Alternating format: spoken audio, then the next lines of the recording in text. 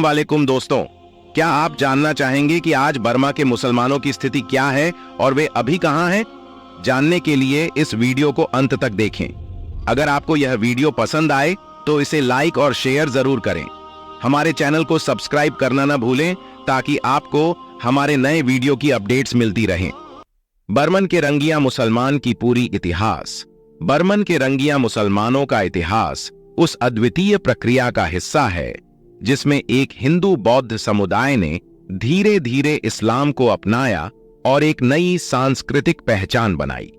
इस परिवर्तन का प्रमुख कारण इस क्षेत्र में इस्लाम का प्रसार, सूफी संतों का प्रभाव और व्यापारियों के आगमन से हुआ।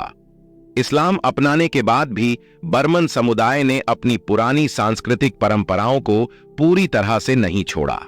उन्होंने अपनी प्राचीन रीति रिवाजों और इस्लामी परंपराओं का एक संतुलित मिश्रण तैयार किया।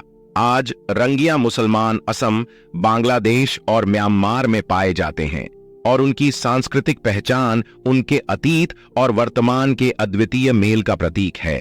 इस समुदाय ने इस्लामिक रीति रिवाजों का पालन करते हुए सामाजिक और धार्मिक जीवन को ढाला, लेकिन उनके पारंपरिक परिधान, भोजन और अन्य जीवन शैली के पहलुओं में अभी भी उनके पूर्वजों की झलक मिलती है। बर्मन मूल रूप से एक बौद्ध और हिंदू शासक जाति थी, जो वर्तमान में उत्तर पूर्वी भारत, बांग्लादेश और म्यांमार के आसपास के क्षेत्रों में स्थित थी।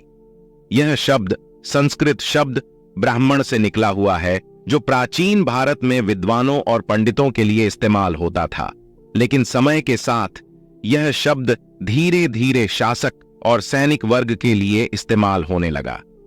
बर्मन से मुसलमान बनने की प्रक्रिया। बर्मन समाज के कुछ हिस्से धीरे धीरे इस्लाम धर्म की ओर आकर्षित हुए। इसका मुख्य कारण 13वीं शताब्दी में इस्लाम के प्रचारक, संत और व्यापारियों का आगमन था। चूंकि यह क्षेत्र सिल्क रोड से जुड़ा था, इसलिए व्यापारियों के माध्यम से इस्लाम का प्रसार तेजी से हुआ। इसके साथ ही सूफी संतों का प्रभाव भी लोगों पर पड़ा, जिससे बहुत से लोग इस्लाम अपनाने लगे।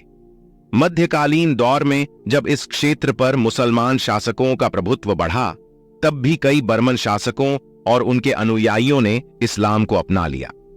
धीरे धीरे यह प्रक्रिया जारी रही और बर्मन जाति के कई लोग इस्लामिक संस्कृति और परंपराओं के अनुसार ढलने लगे। बर्मन मुसलमान समाज।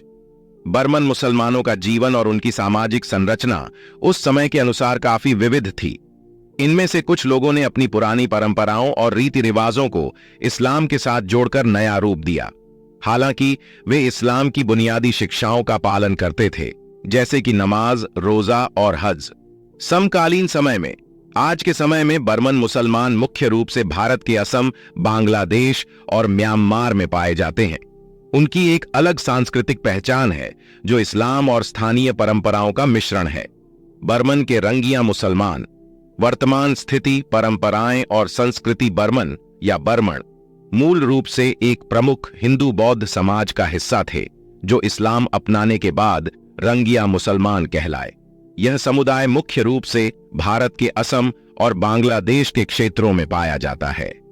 इस्लाम को अपनाने के बाद भी बर्मन समुदाय ने अपनी पुरानी सांस्कृतिक धरोहर को बरकरार रखा और उसे इस्लामी परंपराओं के साथ मिलाकर एक अनोखी संस्कृति विकसित की। वर्तमान स्थिति। वर्तमान में बर्मन के रंगिया मुसलमान एक अलग सांस्कृतिक पहचान बनाए हुए हैं। हालांकि वे इस्लामी धर्म को पूरी तरह मानते हैं, उनकी परंपराएं और रीति रिवाज काफी हद तक उनके हिंदू बौद्ध अतीत से प्रभावित हैं। आज ये समुदाय असम, मणिपुर और बांग्लादेश में बसे हुए हैं। शिक्षा और आर्थिक स्थिति। रंगिया मुसलमानों की शिक्षा में सुधार हुआ है, हालांकि ग्रामीण क्षेत्रों में अभी भी साक्षरता दर कम है। आर्थिक दृष्टि से ज्यादातर लोग कृषि, पशुपालन और छोटे व्यापारों पर निर्भर हैं। कुछ लोग सरकारी और निजी नौकरियों में भी हैं। 2. परंपराएं और रीति रिवाज। बर्मन के रंगिया मुसलमान अपनी पुरानी परंपराओं को इस्लामिक रीति रिवाजों के साथ जोड़ते हैं।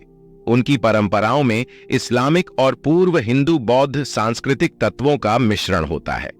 विवाह परंपराएं। इनकी शादी की रस्में इस्लामिक कानूनों के अनुसार होती हैं, लेकिन कई विवाह रस्में उनके पुराने समाज की देन है, जैसे कि शादी से पहले की पूजा और हल्दी की रस्में। पर्व और त्योहार। इस समुदाय में ईद, रमजान और बकरीद प्रमुख त्योहार हैं, जिनमें विशेष रूप से पूरे समुदाय द्वारा एक साथ उत्सव मनाया जाता है। कुछ पुराने सांस्कृतिक त्योहार भी मनाए जाते हैं, जैसे फसल कटाई के बाद का त्योहार, जिसे स्थानीय नामों से जाना जाता है। 3. सांस्कृतिक धरोहर और जीवन शैली। बर्मन मुसलमान अपनी सांस्कृतिक धरोहर को संजो कर रखते हैं। उनके खान पान, पहनावे और सामाजिक व्यवहार में आज भी उनके अतीत की झलक देखी जा सकती है। पहनावा। पुरुष पारंपरिक रूप से धोती कुर्ता या लुंगी पहनते हैं, जबकि महिलाएं सलवार कुर्ता और साड़ी पहनती हैं। हालांकि अब नए जमाने के साथ परिधानों में बदलाव भी देखने को मिल रहा है। खान पान। इनका खाना मुख्य रूप से चावल और मछली पर आधारित होता है। साथ ही कुछ परंपरागत हिंदू व्यंजन भी इनमें लोकप्रिय हैं। खाने में इस्लामी रीति रिवाजों का पालन किया जाता है, जैसे हलाल मांस का सेवन। 4. सामाजिक और धार्मिक जीवन। रंगिया मुसलमान अपने समाज और धर्म के प्रति गहरी आस्था रखते हैं। मस्जिदों और मदरसों की महत्वपूर्ण भूमिका होती है, जहां बच्चे कुरान की शिक्षा प्राप्त करते हैं। सामाजिक संरचना। समाज में आपसी भाईचारा और सहयोग की भावना प्रमुख है। धार्मिक नेता या मौलवी का समाज में विशेष महत्व होता है। धार्मिक मान्यताएं। ये इस्लाम के सभी 5 स्तंभों का पालन करते हैं, जैसे नमाज, रोजा, जकात और हज। उनके धार्मिक और सामाजिक जीवन में सूफी परंपराओं का भी प्रभाव देखने को मिलता है। 5. चुनौतियां और भविष्य। बर्मन रंगिया मुसलमान समुदाय की सबसे बड़ी चुनौती आर्थिक असमानता और शिक्षा की कमी है। कई लोग गरीबी रेखा के नीचे जीवनयापन कर रहे हैं। हालांकि सरकार और गैर सरकारी संगठनों की मदद से धीरे धीरे उनके जीवन स्तर में सुधार हो रहा है। भविष्य की दिशा। रंगिया मुसलमानों में शिक्षा का स्तर धीरे धीरे बढ़ रहा है, जिससे युवा पीढ़ी के लिए नए अवसर खुल रहे हैं। साथ ही सांस्कृतिक धरोहर को संरक्षित रखते हुए आधुनिकता की ओर बढ़ने की दिशा में यह समुदाय प्रयासरत है। इस प्रकार बर्मन के रंगिया मुसलमान अपनी परंपराओं और संस्कृति को संरक्षित रखते हुए इस्लामी मूल्यों के साथ